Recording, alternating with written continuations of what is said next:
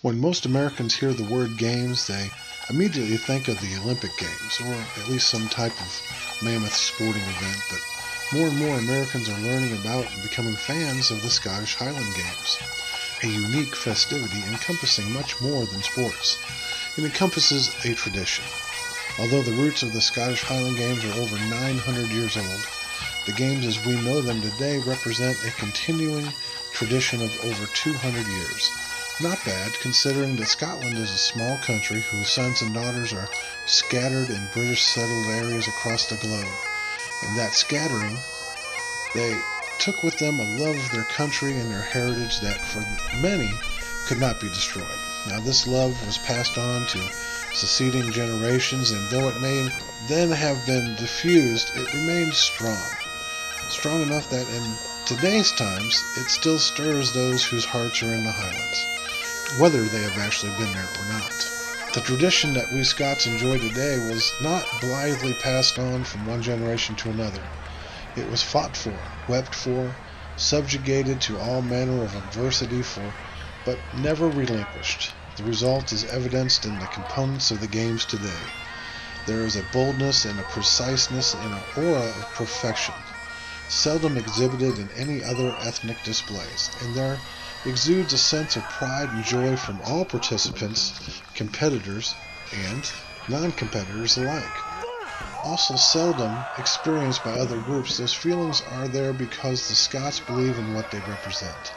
The legacy was attained too dearly to do otherwise. The Scots work hard at having fun. Most events competed at the games do not allow walk-on participation. Contestants have to study hard and spend long, grueling hours of practice time preparing to compete at the games. Tradition demands it. The dances, the athletic events, the pipe tunes, even the patterns and colors of the kilts tell the story of Scotland's sons and daughters. When you witness these events, you are witnessing a representation of a way of life. The Scottish Highland Games were thriving in Scotland, Canada, and the United States, as well as other locations across the world. And soon they will be again. COVID has pretty much affected everything. The games of each of the big three countries have their own style. America, Scotland, Canada.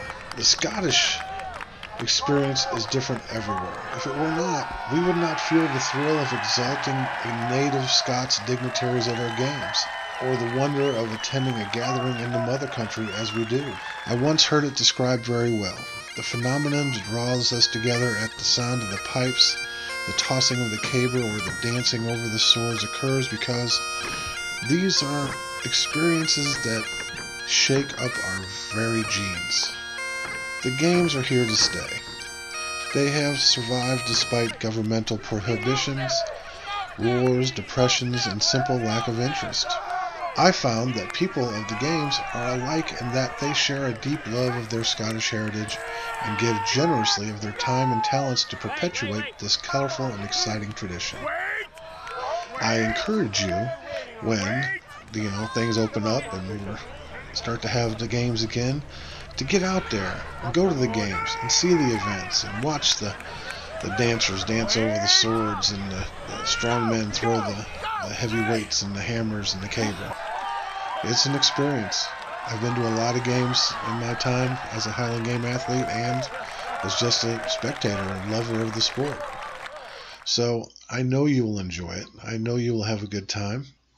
So get out to the games. Wear your kilt, drink some whiskey, watch the games, have a blast.